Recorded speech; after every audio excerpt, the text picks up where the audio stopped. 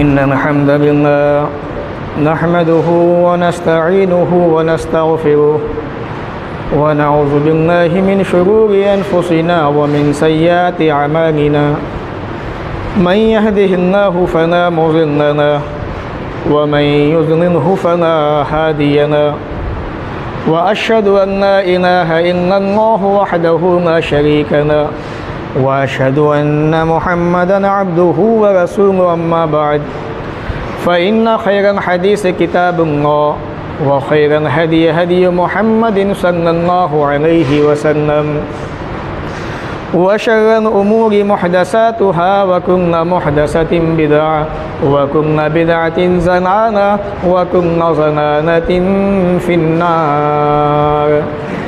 फ़अऊज़ु बिल्लाहि स्समीइल अलीम मिनश्शैतानिर रजीम मिन हम्ज़िहि व नफ़्ख़िहि व नफ़्सिहि बिस्मिल्लाहिर रहमानिर रहीम।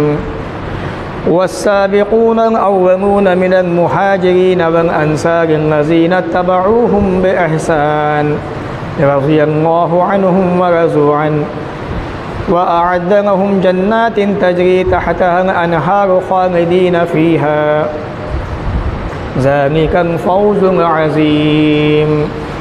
व क़ाल तआला फ़ी मौज़िइन आख़र या अय्युहल्लज़ीना आमनू इन जाअकुम फ़ासिक़ुन बिनबइन फ़तबय्यनू रब्बि इश्रह ली सदरी व यस्सिर ली अमरी वहलुल उक़दतम मिन लिसानी यफ़क़हू क़ौली रब्बि ज़िदनी इल्मा आमीन। अल्लाहुम्मा रब्बि ज़िदनी इल्मा आमीन। तमाम किस्म की तारीफ़ किब्रियाई बड़ाई अल्लाह रब्बुल आलमीन के लिए लायक़ व ज़ेबा है, जो तमाम तारीफ़ों का मुस्तहिक़ और हक़दार है। उसकी जितनी भी तारीफ़ की जाए कम है। बंदे सारी ज़िंदगी उसकी तारीफ़ें करते रहें, उसके नाम की तस्बीहें जपते रहें, उसकी हम्द व सना बयान करते रहें, तो भी उसका हक़ अदा नहीं हो सकता। वो बेमिसाल है, बेनज़ीर है, वो तारीफ़ों के लायक़ है। इन्नहु हमीदुम मजीद, तारीफ़ों वाला, बुज़ुर्गी वाला है वो। बादहू दरूद व सलाम नाज़िल हो तमाम नबियों पर, ख़ास तौर से अल्लाह के आखिरी नबी प्यारे नबी मोहम्मद रसूलुल्लाह सल्लल्लाहु अलैहि वसल्लम पर अल्लाहुम्मा सल्लि व सल्लिम व बारिक अलैहि। सामईन, ज़िलहिज्जा का ये आखिरी महीना है और आज ज़िलहिज्जा की चाँद की 21 तारीख़ हो चुकी है। 8 या 9 दिन के बाद इस्लामी नया साल शुरू हो जाएगा। बदकिस्मती से जिसके बारे में मुसलमानों को ख़बर नहीं है, पता नहीं है, या पता नहीं होता, या मुसलमान जानना नहीं चाहता, जानने की कोशिश नहीं करता। ज़िलहिज्जा का महीना पीछे अर्ज़ हो चुका है, बड़ा अहम महीना है ये। और इस महीने के अंदर रसूल अकरम जनाब मोहम्मद रसूलुल्लाह सल्लल्लाहु अलैहि वसल्लम के प्यारे सहाबी, आपके दामाद, जिनके निकाह में रसूल अकरम सल्लल्लाहु अलैहि वसल्लम ने एक के बाद एक 2 बेटियां दी, उनका इंतकाल भी इसी महीने के अंदर हुआ था। और मैं आपको ये भी बता दूं कि जिस तरह से 22 रजब को हिंदुस्तान के अंदर कुछ लोग कुंडों की रस्म अंजाम देते हैं और उसके बारे में झूठी झूठी कहानियाँ बना रखी हैं, हकीकत ये है कि मैंने बताया था, बताता भी हूँ, उस दिन हज़रत अमीर मुआविया रज़ी अल्लाह ताला अन्हु की मौत हुई थी। उनकी मौत का जश्न होता है कुंडों के नाम पर। इसी तरीक़े से 18 ज़िलहिज्जा जो अभी आपके सामने गुज़रा पीछे, इस दिन हमारे समाज के अंदर बसने वाले चंद लोगों के यहाँ पे ईद गदीर खुम के नाम से ईद मनाई जाती है। दर हकीकत वो ईद नहीं होती, वो हज़रत उस्मान गनी रज़ी अल्लाह ताला अन्हु की मौत पर, आपके क़त्ल पर जश्न होता है। और कौन मनाता है इंशाअल्लाह मैं आपको बताऊंगा। तो आज के इस जुमा के खुतबे के अंदर हज़रत उस्मान गनी रज़ी अल्लाह ताला अन्हु, अल्लाह के रसूल के दामाद, जिन्हें रसूल अकरम सल्लल्लाहु अलैहि वसल्लम ने एक मरतबा नहीं, दो मरतबा नहीं, 20 मरतबा दुनिया में जन्नती होने की बशारत दी। तमाम सहाबा एक तरफ, उस्मान गनी एक तरफ, जितनी मरतबा आपने उस्मान गनी को जन्नती होने की बशारत दी, शहादत दी, आपने इतनी मरतबा किसी के बारे में ये अल्फाज बयान नहीं किया। ये वो उस्मान गनी है। अल्लाह के रसूल की दो बेटियाँ आपके निकाह के अंदर मौजूद थी, एक के बाद एक। जब हज़रत रुक़य्या रज़ी अल्लाह तआला अन्हा का इंतकाल हो गया तो अल्लाह के नबी सल्लल्लाहु अलैहि वसल्लम ने अपनी दूसरी बेटी उम्मे कुलसूम का भी निकाह से कर दिया। ये वो सहाबी रसूल है जिनके बारे में लोगों ने समाज के अंदर, मुआशरे के अंदर बहुत सारी बातें पैदा की और आपकी ज़ात पर एतराज़ किए। और ये एतराज़ करना कोई नई बात नहीं है। ये बात हमेशा याद रखें, किसी की ज़ात पर, किसी की शख्सियत पे एतराज़ करना कोई नई बात नहीं है, नया मसला नहीं है। कुफ़ार मक्का ने रसूल अकरम पे भी एतराज़ किए थे, अल्लाह ताला ने उसका उनको जवाब दिया। इसी तरह सहाबा के ऊपर भी एतराज़ कोई नई बात नहीं है। एक ज़माने से लोग सहाबा पे एतराज़ करते आ रहे हैं, अल्लाह के नेक बंदे, अल्लाह को मानने वाले उनका जवाब देते आ रहे हैं और इंशाअल्लाह क़यामत तक देते रहेंगे। इमाम इब्न मुबारक रहमतुल्लाह अलैह जो अपने ज़माने के बड़े मशहूर मुहद्दिस थे, जब उनसे ये बात कही गई कि हज़रत नए दिन ब दिन नए लोग समाज के अंदर पैदा हो रहे हैं जो हदीसों को गढ़ रहे हैं, हदीसों के अंदर नई नई बातें पैदा कर रहे हैं, ऐसा कैसे काम चलेगा? कहा कि परेशान मत हो, आने वाले वक्त में अल्लाह ताला ऐसे ऐसे आलिमों को पैदा करेगा जो खरे को खोटे से अलग कर देंगे, सही को गलत से छान देंगे, छांट देंगे। और ये काम 20वीं सदी का मुहद्दिस जिसको दुनिया अल्लामा नासिरुद्दीन अल्बानी रहमतुल्लाह अलैह के नाम से जानती है, आपने सही हदीसों को एक तरफ कर दिया, ज़ईफ़ हदीसों को एक तरफ कर दिया। बहुत बड़ा काम किया। तो सहाबा की शख्सियत पर एतराज़ होते आए हैं, होते रहेंगे क़यामत तक, और उनका जवाब इंशाअल्लाह दिया जाता रहेगा। हज़रत उस्मान गनी रज़ी अल्लाह तआला अन्हु अल्लाह के रसूल के दामाद हैं। आपको जो खलीफा बनाया गया, आप जो खलीफा बने मुसलमानों के तीसरे, असल मसला यहाँ से शुरू होता है। 18 ज़िलहिज्जा को आपकी वफ़ात होती है, आपको शहीद कर दिया जाता है आपके घर में घुसने के बाद, और ये बड़े मज़मूम शहीद किए गए थे। इसका किसी को अफसोस नहीं, किसी को पता नहीं। एक दिन नहीं, कई दिन तक आपको आपके घर के अंदर कैद कर दिया गया, खाना पीना बंद कर दिया गया। दुश्मन आपके घर में घुसे 18 ज़िलहिज्जा को, आपको आपका काम तमाम कर दिया।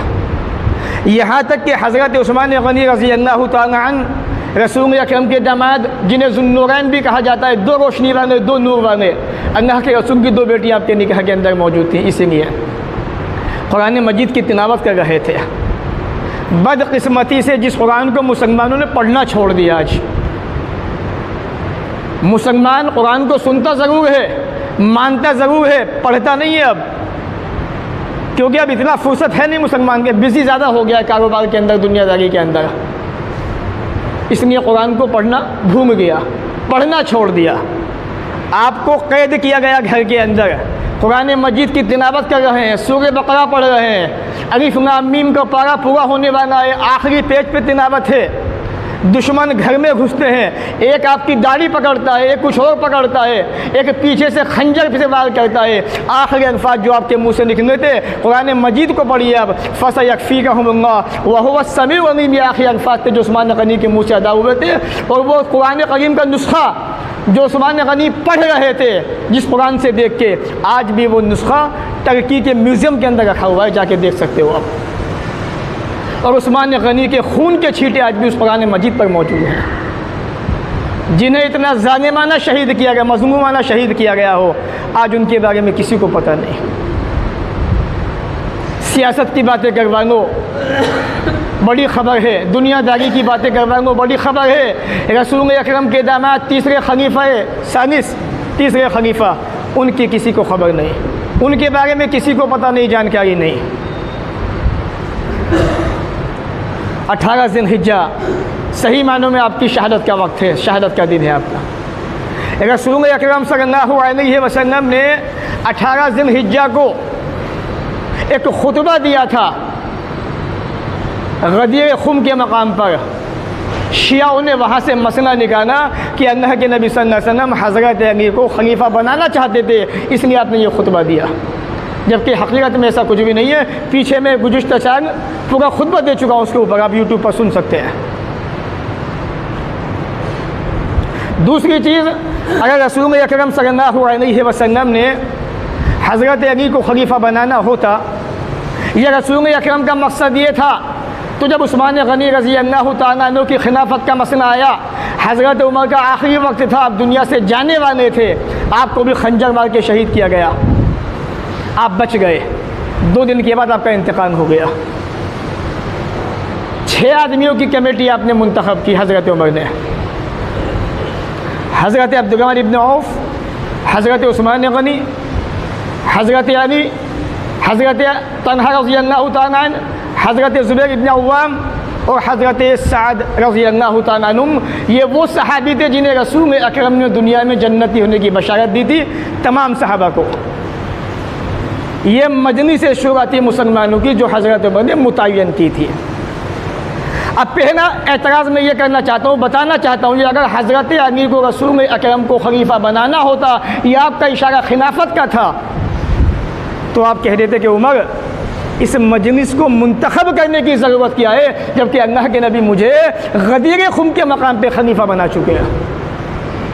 लेकिन आप जानते थे कि अल्लाह के रसूल का मकसद वो नहीं था, बस हज़रत अली की फजीलत को बयान करना था। जिस तरह आपने सिद्दीक़ अकबर की फजीलत बयान की, जिस तरह आपने हज़रत उमर के बारे में कहा अगर मेरे बाद कोई नबी होता तो वो उमर होते,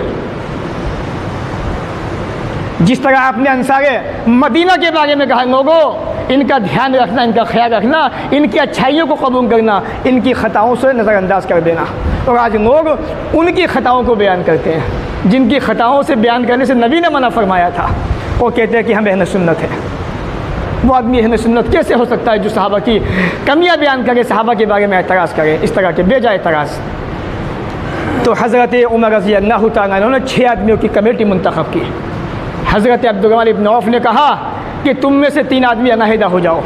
कौन आदमी तीनों में से अलग होना चाहता है? हज़रत तलहा हज़रत अब्दुर्रहमान की तरफ से अलहदा हो गए। हज़रत ज़ुबैर ने हज़रत अली को आगे कर दिया कि आप हमारी तरफ से हैं, और हज़रत साद ने हज़रत उस्मान, हज़रत तलहा ने हज़रत उस्मान को, हज़रत साद ने अब्दुल्लाह इब्न औफ को, कि हम तीनों अलहदा होते हैं। बचे 3 आदमी अब खिलाफत के लिए। हज़रत अब्दुर्रहमान इब्न औफ जो कि इस कमेटी के मेंबर थे, मैन, आपको खलीफा को चुनना था, जो हज़रत उमर ने आपको जिम्मेदारी सौंपी थी, तो आपने हज़रत उस्मान से भी कहा, अली से भी कहा, आप लोग क्या कहते हो, क्या राय है दोनों की? दोनों खामोश रहे। तो हज़रत अब्दुर्रहमान ने कहा, क्या तुम लोग मसले को मेरे हवाले करना चाहते हो? कहा कि हाँ, हम चाहते हैं कि खलीफा आप ही बनाए, जिसे बनाना चाहते हैं। हज़रत अब्दुर्रहमान इब्न औफ रज़ी अल्लाह तआला अन्हु ने इतनी मेहनत की, 3 दिन तक मदीना के अंदर हर घर में आप गए, हर सहाबी के पास पहुँचे, हर औरत के पास पहुँचे, हर बच्चे के पास पहुँचे, हर गुलाम के पास पहुँचे, और ये कहा कि बताओ किसे खलीफा मुंतखब करना चाहते हो?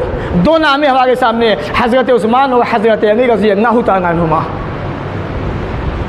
वोटिंग कर रहे हैं आप, जबकि हज़रत अली से आपने ये पूछा कि मकाम व मर्तबा के अंदर सबसे बेहतर कौन है? अबू बकर उमर के बाद कहा कि उस्मान गनी रज़ी अल्लाह तआला अन्हु है। अली मान भी गए इस बात को। उसके बाद वोटिंग करवाई हज़रत अब्दुर्रहमान ने, खुद जगह के घरों पे लोगों से पूछा, सब ने यही कहा कि तीसरा खलीफा उस्मान गनी को बना दिया है, सिर्फ चंद नामों के सिवा। चंद ऐसे नाम थे जिन्होंने कहा था कि हज़रत अली को मुंतखब कर दिया जाए, लेकिन अक्सरियत मुसलमानों की अहले मदीना की हज़रत उस्मान गनी के फेवर में थी, और बिन इत्तेफाक इजमाए सहाबा से हज़रत उस्मान गनी को खलीफा मुंतखब कर लिया गया। ऐसे खिलाफत आपकी अमल में आई। और आज की जो राफ़ज़ी है, जो शिया है, वो कहते हैं कि नहीं, ज़बरदस्ती उनको खलीफा बनाया गया, हज़रत अली की खिलाफत को छीना गया। ऐसा कुछ भी नहीं है। अब दूसरी चीज़, सही बुखारी पढ़े आप। मैं अक्सर कहता हूँ ना, हदीसों को पढ़िए, आप कुरान की तिलावत कीजिए, कुरान को पढ़िए, लेकिन आप बातों पर तवज्जो नहीं देते। सही बुखारी पढ़ें आप, फ़ज़ाइल अस्हाबिन नबी, हदीस नंबर 3700 का मुताला करें आप। जब हज़रत अब्दुर्रहमान इब्न औफ ने हज़रत अली के हाथ पे सबसे पहले बैत की और आपको खलीफा मुंतखब किया, तो दूसरे नंबर पे बैत करने वाला शख्स जानते हो कौन था? कभी उसका नाम सुना आपने किसी से? कोई नहीं बताएगा आपको, और ख़ासकर गाजी तो बिल्कुल नहीं बताएंगे, क्योंकि मसला उनके ख़िलाफ़ जाता है।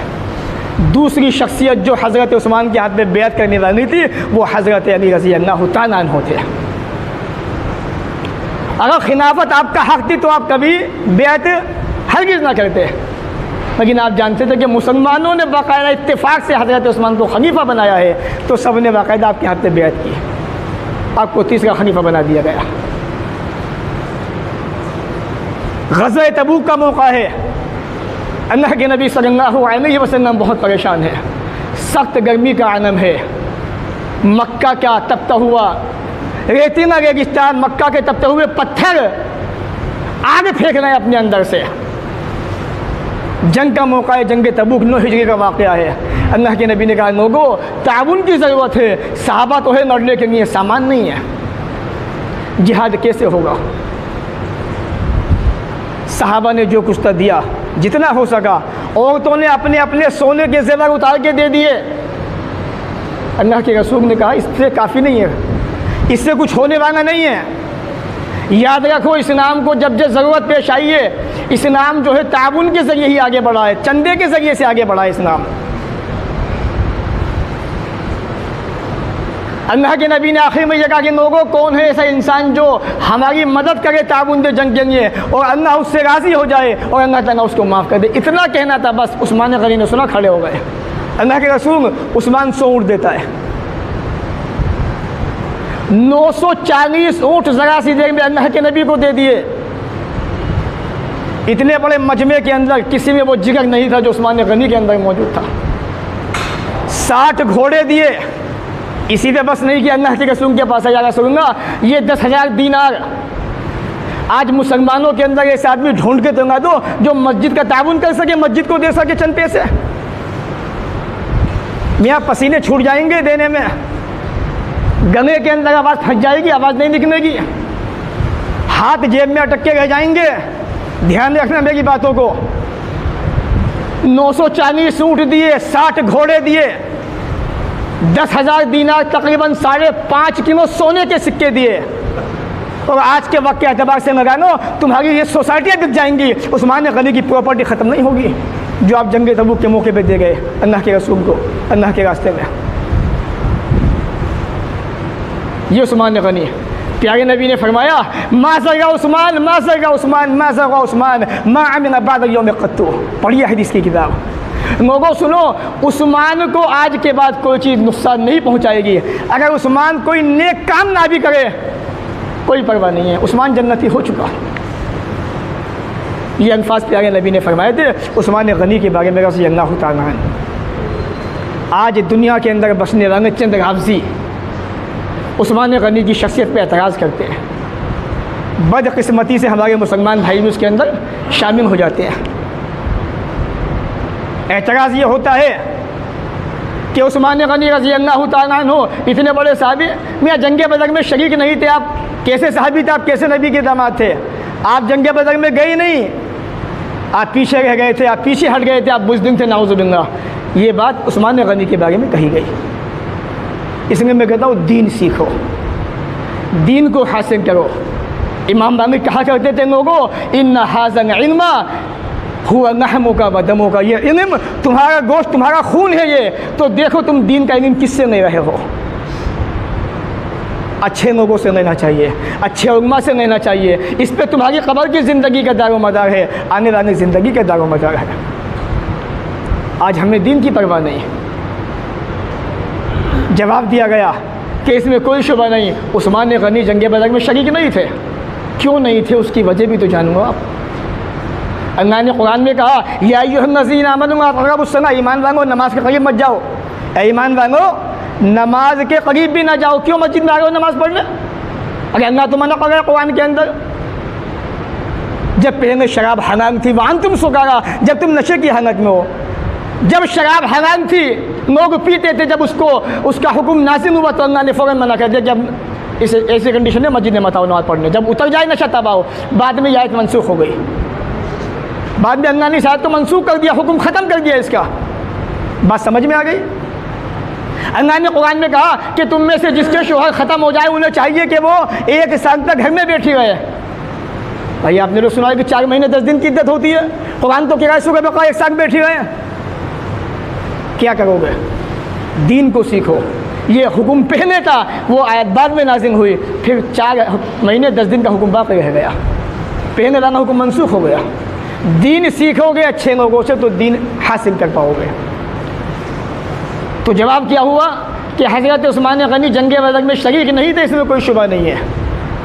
क्यों नहीं शरीक थे? असल मसला ये है, जब अल्लाह के नबी ने ऐलान किया लोगों में जाने जिहाद पे जाना है, उस्मान गनी भी अपने घर से निकल गए जिहाद पे जाने के लिए। अल्लाह के नबी ने कहा उस्मान, मेरी बेटी रुक़ैया जो तुम्हारे निकाह के अंदर मौजूद है उसकी तबीयत सही नहीं है, उसका आखिरी वक्त है, उसकी देखभाल करो। तुम घर पे बैठे रहो, तुम घर पे रहोगे तो भी मैदान जिहाद में सवाब के अंदर बराबर शरीक रहोगे तुम।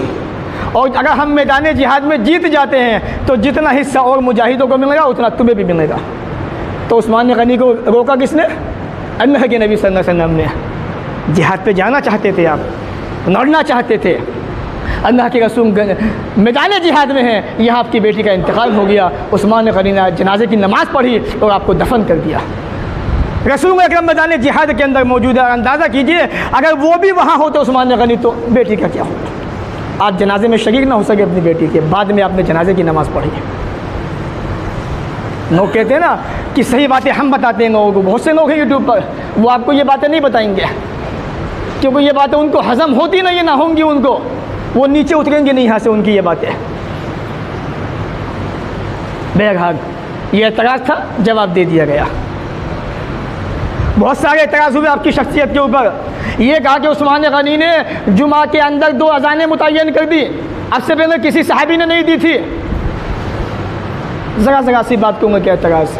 ये वो लोग थे जो मुसलमानों के दुश्मन थे, जिन्हें यहूदियों ने पनपाया था, जिनकी तरबियत यहूदियों ने की थी, जिनके अंदर से अब्दुल्ला बिन सबा जैसे बेगैरत और बदनाम ज़माना लीडर पैदा हुए थे, जिसको यहूदियों ने आगे किया था, जिसने अपने अंदर 2 पार्टियों को जन्म दिया था, राफ़ज़ियत खारजियत को। यही वो लोग थे जिन्होंने कूफा के अंदर बेशुमार मुसलमानों को परेशान किया, हज़रत अली रज़ी अल्लाह तआला अन्हु को सताया, आपके ख़िलाफ़ जो है ख़ुरूज किया और आपके बारे में फ़तवे दिए इन लोगों ने। हज़रत अली को काफ़िर तक कहा इन लोगों ने, खारजियों ने। रवाफ़िज़ ने आपको खुदा के मकाम पे बिठा दिया। ये सब कुछ हो रहा था उस ज़माने के अंदर, ऐसे ऐसे लोग पैदा हुए थे। तो हज़रत उस्मान गनी रज़ी अल्लाह तआला अन्हु को इन्हीं लोगों ने निशाना बनाया और ये एतराज़ छोड़ दिया कि आपने 2 अज़ानें क्यों दी। उसका भी जवाब बड़ा आसान जवाब है, आप भी दे सकते हैं। आप जानते हैं कि रसूल अकरम के ज़माने के अंदर न माइक थे, न मोबाइल थे, न लाइट थी, कुछ भी नहीं था, न पैसे थे, न कोई ज़रिया था अपनी बात को दूसरों तक पहुँचाने का। ख़त के ज़रिए बातचीत होती थी, वो भी महीनों के अंदर जाके मसले हल हुआ करते थे। हज़रत उस्मान गनी रज़ी अल्लाह तआला ने देखा कि जुमा की अज़ान जैसे होती है और फ़ौरन खुतबा शुरू हो जाता है, बहुत सारे मुसलमानों को मस्जिद में आने में देर हो जाती है, नमाज़ छूट जाती है उनकी, जुमा नहीं मिलता उनको। आपने मीटिंग बुलाई या ये हुक्म दिया कि मैं चाहता हूँ कि मदीना के ज़ुगा मकाम पर एक अज़ान दी जाए जुमा की अज़ान से पहले, जो जुमा की अज़ान होती है उससे पहले, ताकि मुसलमान जान लें कि जुमा की अज़ान का वक्त नज़दीक आ चुका है। और ये उस्मान गनी ने अपने पास से नहीं कही थी ये बात, सबूत मौजूद था उनके पास। सही बुखारी पढ़े आप, रसूल अकरम सल्लल्लाहु अलैहि वसल्लम ने फरमाया, लोगों जब बिलाल हबशी अज़ान दें तो खाते पीते रहो, और जब अब्दुल्ला इब्न उम्म मक्तूम अज़ान दें तो खाने पीने से रुक जाओ। कितनी अज़ानें हो गई हैं फजर की? 2 अज़ानें रसूल अकरम के ज़माने के अंदर। क्यों? सहाबा इकराम तहज्जुद पढ़ते थे, सहाबा इकराम कुछ सोते भी थे, कुछ सहाबा को सहरी खाने का शौक़ था, ताकि ये अंदाज़ा हो जाए, मालूम हो जाए कि अब सहरी का वक्त नज़दीक आ चुका है। जो लोग क़याम कर रहे हैं वो अपने क़याम को ख़त्म कर लें, जो लोग सोए हुए हैं वो बेदार हो जाएँ, और जो सहरी खाना चाहते हैं वो सहरी खा के फारिग हो जाए। इसी चीज़ को सामने रखे उस्मान गनी ने मस्जिद से तकरीबन 1 मील के फासले पर, मस्जिद में नहीं, मस्जिद से तकरीबन 1 मील के फासले पे दूसरी अजान का हुक्म दिया, इस बुनियाद पर ताकि जो लोग बाज़ार में मौजूद हैं उन्हें ये मालूम हो जाए कि अब जुमा का वक्त नज़दीक आ चुका है, दुकानें बंद करके नहा धो के मस्जिद के अंदर पहुँच जाए ताकि उन्हें जुमा का सवाब मिल जाए। अब बताइए, ये एतराज़ की बात थी? ये तो फजीलत की बात है उस्मान गनी की कि इतना बेहतरीन कदम उठाया आपने मुसलमानों के फ़ायदे के लिए। अब ऐसे तो आज सऊदी अरब के अंदर जहाँ तवाफ़ होता है कई मंजिल बना दी गई तवाफ़ के लिए, आप उन पर एतराज़ करोगे? फ़ायदा देखिए कितना बड़ा फ़ायदा मुस्लिम कौम का, जहाँ लाखों आदमी मरते थे आज वहाँ एक भी मौत नहीं होती तवाफ़ के दौरान में। एक ज़माना हो गया, आपने सुना नहीं होगा, तवाफ़ करते हुए लोग मर गए। पहले क्या होता था, जब ये चीज़ें नहीं थी, सिस्टम नहीं था, तवाफ़ करते थे 50 लाख आदमी, 40 लाख आदमी, 30 लाख आदमी तवाफ़ कर रहे हैं एक ही वक्त में, एक ही साथ में। जो आदमी गिर गया तो पिस गया, उठने का मौका नहीं मिलेगा उस आदमी को। बहुत मौतें होती थी, लेकिन अब ऐसा नहीं होता।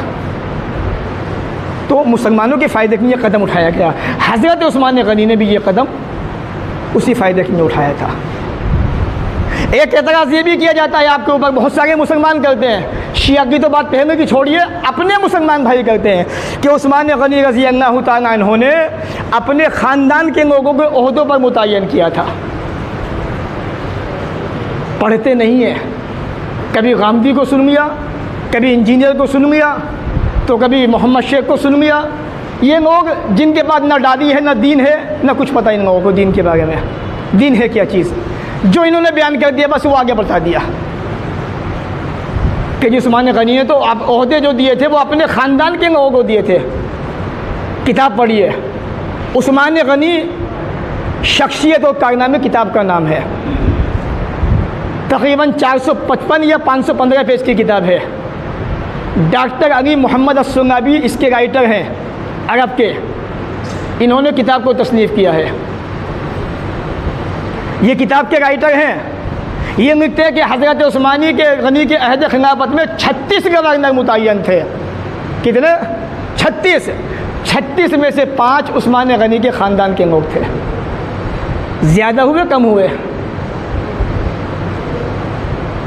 आईना उनको दिखाया तो बुरा मान गए, आईना उनको दिखाया तो बुरा मान गए। भाई ऐसी बात करते क्यों कि आपको आईने दिखाने में शर्म महसूस हो। और 5 आदमी भी वो थे जिनके अंदर क्वालिटियाँ मौजूद थी कि ये ओहदे के काबिल थे, ओहदों के ज़िम्मेदार थे। ये बेजा एतराज़, ये बात इसलिए बता रहा हूँ ताकि आप भी जान लो, सहाबा के ऊपर एतराज़ कोई नई बात नहीं है। हर ज़माने के अंदर ऐसे लोग पैदा हुए हैं, होते रहेंगे, लेकिन अल्लाह के नेक बंदे उनका दिफा करते रहेंगे। और उससे बेहतर इंसान दुनिया में कौन होगा जो सहाबा का दिफा करे दुनिया के अंदर, ताकि हम ये कह सकें कि अल्लाह हम भी उन लोगों में शामिल थे जो तेरे नबी के मानने वाले सहाबा की तरफ से दिफा कर रहे थे दुनिया के अंदर, और यही काम करके हम दुनिया के अंदर से आए हैं। तो 5 आदमी आपके ख़ानदान के लिए सही, बस 36 के अंदर, और लोग कहते हैं कि आपने अपने ख़ानदान के लोगों को ओहदे दिए, और वो भी वो इंसान थे जिनमें क्वालिटियाँ मौजूद थी जो इस ओहदे के काबिल थे। आप पे एतराज़ किया गया कि आपने हज़रत वलीद इब्न अबी उक़बा इब्न अबी मुईत के बारे में कुछ बातें कहीं कि आपने इनको ये कर दिया वो कर दिया। एक मरतबा शराब पी के नमाज फ़जर पढ़ाई वलीद इब्न उक़बा बिन अबी मुईत ने, शराब पी के फ़जर की नमाज़ पढ़ा दी। शिकायत हुई उस्मान गनी से कि आपके इस ज़िम्मेदार ने ऐसी ऐसी हरकत की है, और मैं गवाही देता हूँ कि इसने शराब पी है। और दूसरे आदमी ने कहा मैंने इसको तय करते हुए देखा है शराब को। हज़रत अली रज़ी अल्लाह तआला ने कहा कि अली कोड़ा उठाइए, इसको कोड़े मारिए। आपने कहा कि मैं नहीं मार सकता, हसन तुम मारो। अपने बेटे हसन से कहा आपने रज़ी अल्लाह तआला ने। सही मुस्लिम के अल्फाज हैं, किताबुल हुदूद हदीस नंबर 1707। इसके बाद हज़रत हसन ने गालिबन हज़रत अब्दुल्लाह बिन जाफ़र से कहा कि तुम इसको कोड़े मारो। ये उस्मान गनी ने खुद कहा उनसे, तो उन्होंने कोड़े मारने शुरू किए। हज़रत अली कोड़े गिन रहे थे, 40 कोड़े जैसे हुए। उस्मान ने कहा कि बस करो, 40 कोड़े मारने चाहिए। अल्लाह के नबी ने 40 मारे थे, हज़रत अबू बकर ने 40 मारे थे, मैं भी 40 मारता हूँ। हज़रत अबू बकर ने 80 मारे थे डबल सज़ा के तौर पर, वो भी सुन्नत है, लेकिन मैं नबी की सुन्नत को इख्तियार करता हूँ। तो आपने उस आदमी को फ़ौरन सज़ा दी। एक अच्छा काम किया आपने, ना कि बुरा काम किया। लोग इस पर एतराज़ करते हैं। सर सैयद अहमद ख़ां इतनी बड़ी यूनिवर्सिटी दे गए, लोगों ने उनको काफिर कह दिया। अपने भाइयों ने, क्या करोगे आप?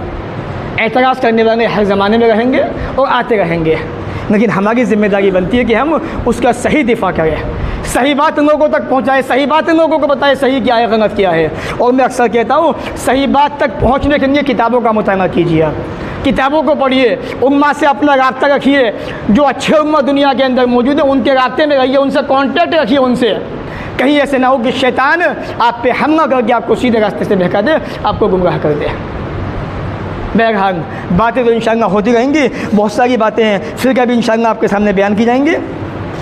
लेकिन आखिर में कुरान की आयत और बात को ख़त्म करता हूँ। या अय्युहल्लज़ीना आमनू इन जाअकुम फासिकुम बिनबइन फतबय्यनु, ऐ ईमान वालों, जब भी कोई फासिक खबर लेके आए उसकी तहकीक कर लिया करो।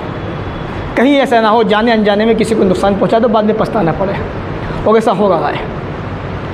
कोई भी खबर आती है, और मैं अक्सर कहता हूँ ये बात, हम उसको आम कर देते हैं, फैला देते हैं, बाद में मालूम होता है कि खबर तो झूठी थी, खबर तो अच्छी नहीं थी, बेकार थी, बाद में एहसास होता है। इसलिए अल्लाह के कुरान को पढ़िए, रसूल की सुन्नतों को समझिए, उस पर अमल की कोशिश कीजिए। सहाबा इकराम तमाम जन्नती हैं।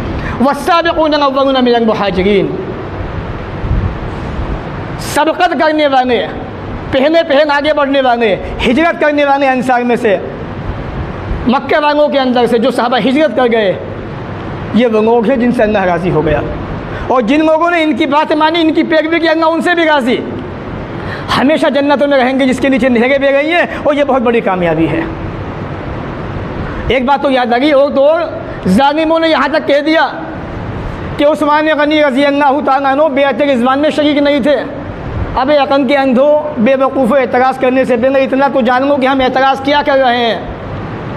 एतराज़ जो होना चाहिए वो ऐसा होना चाहिए कि हमारा दावा सही हो बिल्कुल, कि मैं उस्मान गनी बेअत रिज़वान में शरीक नहीं थे। शरीक कैसे होंगे? शरीक कैसे होंगे? आपको तो अल्लाह के नबी ने मक्का वालों के पास भेजा हुआ है कि जाओ सुलह हुदैबिया की बात करके आओ कि अल्लाह के रसूल उम्रा करना चाहते हैं, मक्का में आना चाहते हैं। इन बेचारों को पता नहीं। मैं कहता हूँ ना, बस जैसा कुछ लोगों ने उनसे कह दिया, इन्होंने ना किताब पढ़ी ना किताब देखा, बस फ़ौरन आगे उसको बयान कर दिया, बाद में पछताना होता है। और बेअत रिज़वान हुई क्यों? मेन चीज़ तो ये है समझने की, हुई क्यों बेअत रिज़वान? समझ लीजिए, सूरह फतह पढ़िए 26वें पारे के अंदर अल्लाह ताला ने इसी मसले को बयान किया। उसके अंदर जब अल्लाह के नबी ने हज़रत उस्मान गनी को मक्का में भेजा सफ़ीर बना के कि जाओ मक्का वालों से बातचीत करो, तो मक्का के अंदर ये खबर फैला दी गई कि उस्मान गनी को शहीद कर दिया गया, कत्ल कर दिया गया। आपको झूठी अफवाह फैला दी लोगों ने, खबर अल्लाह के रसूल तक गई। अल्लाह के नबी ने कहा कि लोगों जब तक वापस नहीं होंगे उस वक़्त तक, जब तक उस्मान गनी के खून का इंतकाम न लेंगे, बदला न लेंगे। आपने अपना हाथ रखा ऐसे, कहा बेअत करो, और ये उस्मान का हाथ है। अल्लाह के नबी ने क्या कहा? ये मेरा हाथ है, ये उस्मान का हाथ है, ये आओ साहबा मुझसे बेअत करो। 1400 या 1500 साहबा ने बेअत की थी कि आज कुफ्फार मक्का की ईंट से ईंट बजा देंगे, उस्मान गनी का इंतकाम लेंगे, पीछे नहीं हटेंगे। बेअत रिज़वान हुई कब हुई? जब आपके शहादत की खबर फेंक दी उस्मान गनी की, तब हुई। और ये बेवकूफ़, ये गाफ़ज़ी क्या कह रहे हैं कि उस्मान गनी तो थे ही नहीं बेअत के अंदर, आपकी शहादत की खबर फेंक गई। अल्लाह के नबी ने मक्का आपको भेजा हुआ है किसी मकसद के लिए, और फिर नबी ने क्या कहा? ये मेरा हाथ तो ये उस्मान का हाथ। उस्मान गनी तो पहले मौजूद है उसके अंदर। इसलिए मेरे भाइयों, किताबों को पढ़िए, सही दीन को हासिल कीजिए, सही दीन को समझिए, दीन है क्या चीज़। जाने अनजाने में गलतियाँ मत कीजिए। आपकी ज़रा सी गलती आपको जहन्नमी बना सकती है। सहाबा के बारे में ज़रा सी मिस्टेक आपके ईमान को ख़तरे में डाल सकती है, आपका ईमान बिगड़ सकता है, और अल्लाह आपसे नाराज़ हो सकता है। रब नाराज़ हो गया तो सारी दुनिया को मना लो, क्या फ़ायदा? लेकिन अल्लाह राज़ी है आपसे, सारी दुनिया नाराज़, भाड़ में जाए दुनिया, कोई परवाह नहीं। रब राज़ी हो जाए, ये बहुत बड़ी कामयाबी है। इसलिए सहाबा के मकाम को समझिए, सहाबा की शख्सियतों को पहचानिए। अल्लाह उनसे राज़ी हो गए, वो अल्लाह से राज़ी हो गए, और हमें ये हुक्म दिया गया है कि हम सहाबा के बारे में अल्लाह से दुआएँ करें। प्यारे नबी ने फरमाया, जो आदमी मोमिन मर्द मोमिन औरत के बारे में अल्लाह से माफ़ी मांगेगा, अल्लाह ताला हर मोमिन मर्द के बदले, मोमिन औरत के बदले उसके खाते में एक नेकी लिख देता है। 1,44,000 सहाबा मौजूद थे हज्जतुल विदा के मौके पे। आपने सहाबा के बारे में दुआ की, अल्लाह तू उन तमाम को माफ़ कर दे, बख्श दे। 1,44,000 नेकी आपके खाते में 1 सेकंड के अंदर। अब दुनिया की बात आ जाए, दुनिया के अंदर मान लो 1 करोड़ मोमिन मौजूद है, मुसलमान ही मोमिन। आपने कहा कि अल्लाह मोमिनों को माफ़ कर दे, मोमिनों को बख्श दे, 2 सेकंड खर्च हुए, 1 करोड़ नेकी आपके खाते के अंदर। फजर में कहा, फिर जोहर में कहिए, फिर करोने कि आपके खाते में, फिर असर में दुआ कीजिए, फिर ये प्लस होती रहेंगी आपके खाते के अंदर। किस लिए? कि आप मोमिन के हक़ में दुआ कर रहे हैं और तमाम सहाबा मोमिन थे, तमाम सहाबा जन्नती हैं। अल्लाह ताला हमें भी आपको भी नेक अमल की तौफ़ीक़ अता फ़रमाए, जब तक दुनिया में रखे, इज़्ज़त से रखे, ख़ात्मा भी हो तो ईमान पर हो। व आख़िरु दअवाना अनिल हम्दुलिल्लाहि रब्बिल आलमीन।